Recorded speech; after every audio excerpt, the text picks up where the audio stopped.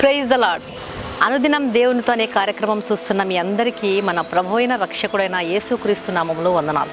ఒకసారి ఒక ప్రాంతంలో పక్షవాయువుతో బాధపడుతూ వీల్ చైర్కే పరిమితమైనటువంటి ఒక తల్లి ఉంది.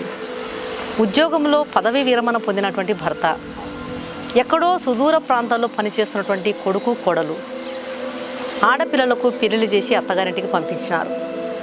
అయితే భార్య కోసం టిఫిన్ తీసుకురావడానికని భర్త బజారుకి వెళ్ళిపోయినాడు. వీల్ చైర్లో ఉన్నటువంటి ఆ తల్లి ఒక్కతే ఇంట్లో కూర్చొని ఉంది. అప్పుడు ఒక సర్పం వచ్చి ఆమె కాలిని చుట్టేసుకుంది. ఆమె ఫోన్ తీసుకొని నడవలేదు, పరిగెత్తలేదు. భయంతో వణికిపోతూ వేరే రాష్ట్రంలో ఉద్యోగం చేస్తున్నటువంటి కొడుకుకు ఫోన్ చేసి, అయ్యా బాబు, ఈ పాము నా కాళ్ళకు చుట్టుకుందిరా, నాకు చాలా భయమేస్తుంది అని తన కొడుకుకు తన సమస్యను విన్నవించుకుంది. అంత దూరంలో ఉన్నటువంటి కొడుకు పరిస్థితి ఎట్లా ఉంటుందో చూడండి. ఎంత బాధతో తల్లడిల్లిపోతుంటాడు. రాష్ట్రం వెళ్ళలేని పరిస్థితి. ఇప్పుడు నేనేం చేయాలి అనేటువంటి ప్రశ్న ఆ కొడుకులో ఉదయిస్తుంది. దేవుని బిడ్డలారా, సుదూర ప్రాంతంలో ఉన్నటువంటి నీ బిడ్డలలో హాస్టల్లో ఉండవచ్చు, లేదా విదేశాల్లో ఉన్నటువంటి నీ కొడుకు కోడలు కావచ్చు, లేదా నువ్వు విదేశాల్లో ఉంటే గ్రామాల్లో ఉన్నటువంటి నీ తల్లిదండ్రులు వృద్ధాప్యంలో ఉన్న వాళ్ళు కావచ్చు, పెళ్లి చేసి అత్తారింటికి పంపినటువంటి నీ కుమార్తె కావచ్చు. ఆ బిడ్డలలో ఏదో ఒక సమస్యతో, ఏదో ఒక బాధతో ఏ అర్ధరాత్రో అపరాత్రో నీకు ఫోన్ చేసి, అమ్మ ఇక్కడ పరిస్థితులు ఏం బాలేవు, ఇక్కడ వాళ్ళు నన్ను హింసిస్తున్నారు, లేదా ఇక్కడ నాకు అనారోగ్యంగా ఉంది, ఈ బాధను నేను భరించలేకపోతున్నాను, ఈ సమస్యలు నన్ను వేధిస్తున్నాయి, ఏదో ఒక సమస్యతో, ఏదో ఒక బాధతో నీకు ఫోన్ కనుక వచ్చినట్లయితే నీ పరిస్థితి ఎట్లా ఉంటుంది? అప్పుడు మనసు, తల్లి మనసు లేదా కొడుకు మనసు, కుమార్తెల మనసు ఎంతో తల్లడిల్లిపోతుంది. నేను ఇక్కడ ఉన్నాను, వాళ్ళు అక్కడ దూరంలో ఉన్నారు, ఇప్పుడు ఏం చేయాలి? నేను అక్కడికి వెళ్ళలేని పరిస్థితి, వారి బాధను నేను చూడలేను, వారికి ఏదైనా సరే ఆదరణగా నేను ఉండాలంటే నేను ఉండలేను. ఇప్పుడు నేనేం చేయాలి? నా బిడ్డలకు దిక్కెవరు? వారిని ఈ కష్టం నుంచి ఎవరు విడిపిస్తారు? అంత దూరంలో ఉన్నటువంటి నా తల్లికి ఎవరు సహాయం చేయగలరు? ఇటువంటి పరిస్థితుల్లో నా తల్లికి దేవుడు సహాయం చేయగలడా? ఇటువంటి పరిస్థితులలో నా కుమార్తెకు దేవుడు సహాయం చేయగలడా అనేటువంటి ప్రశ్నలు నీలో ఉదయించవచ్చు. ఈ ప్రశ్నలకు బైబిల్ గ్రంథంలో సరైన సమాధానం ఉంది. మత్తయి సువార్త 8వ అధ్యాయం 8వ వచనంలో, ఆ శతాధిపతి, ప్రభువా, నీవు నా ఇంటిలోనికి వచ్చుటకు నేను పాత్రుడను కాను, నీవు మాట మాత్రం సెలవిమ్ము, అప్పుడు నా దాసుడు స్వస్థపరచబడును. యేసు ప్రభువారు కపెర్నహూం పట్టణంలోకి ప్రవేశించినప్పుడు శతాధిపతి ఆయన దగ్గరికి వచ్చి, ప్రభువా, నా దాసుడు పక్షవాయువుతో మిగులా బాధపడుతూ ఇంటిలో పడి ఉన్నాడు అని వేడుకున్నాడు. అప్పుడు యేసు ప్రభువారు అతన్ని చూచి, నేను వచ్చి అతన్ని స్వస్థపరుస్తాను అన్నాడు. వెంటనే ఆ శతాధిపతి అంటున్నాడు, ప్రభువా, నీవు నా ఇంటిలోనికి వచ్చుటకు నేను పాత్రుడను కాను, నీవు మాట మాత్రం సెలవిమ్ము, నా దాసుడు బాగైపోతాడు అని విశ్వాసంతో పలుకుతున్నాడు. ఎటువంటి విశ్వాసం చూడండి! నువ్వు మాట ఇస్తే చాలయ్యా, నా దాసుడు అక్కడ బాగుపడిపోతాడు అనేటువంటి విశ్వాసాన్ని అతడు వెలిబుచ్చుతున్నాడు. యేసు ప్రభు మాటకు ఎంతో శక్తి ఉందండి. నువ్వు యేసు ప్రభుతో మాట్లాడితే యేసు ప్రభు వారు నిన్ను కలవరపరిచే సమస్యతో దేవుడు మాట్లాడతాడు.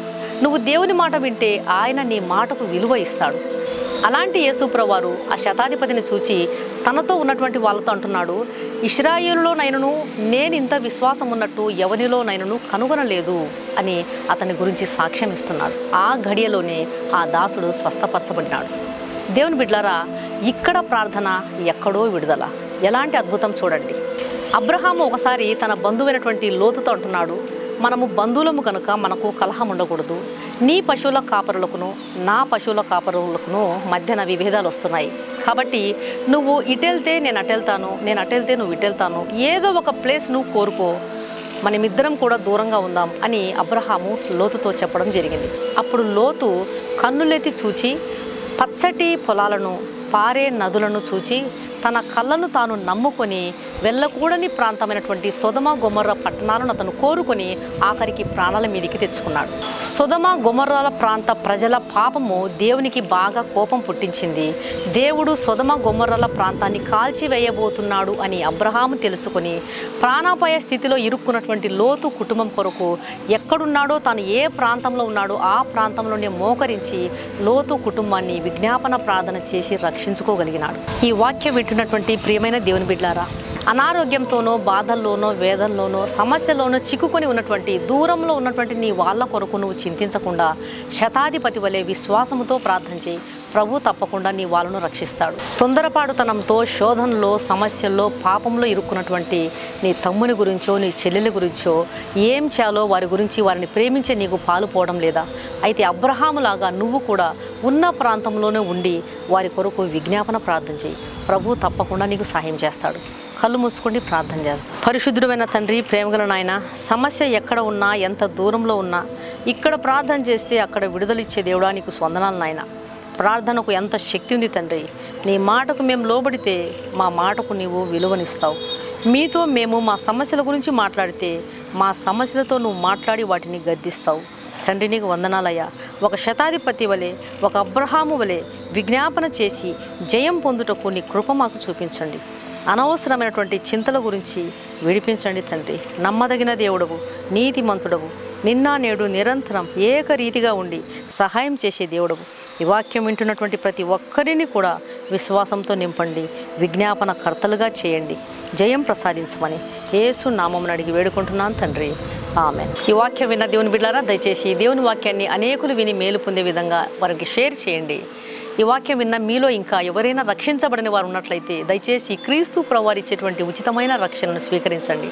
ఆయన రక్తంలో కడుగుబడితేనే ఒక పాపికి రక్షణ దొరుకుతుంది, నెమ్మది దొరుకుతుంది, సమాధానం దొరుకుతుంది, విడుదల దొరుకుతుంది, పాప క్షమాపణ దొరుకుతుంది, పరలోక రాజ్యంలో స్థానం దొరుకుతుంది. కాబట్టి ఆయన ఇచ్చేటువంటి ఉచితమైన రక్షణను త్రోసివేయవద్దండి. ప్రభు మీ ఆత్మను రక్షించుడుగాక. God bless you.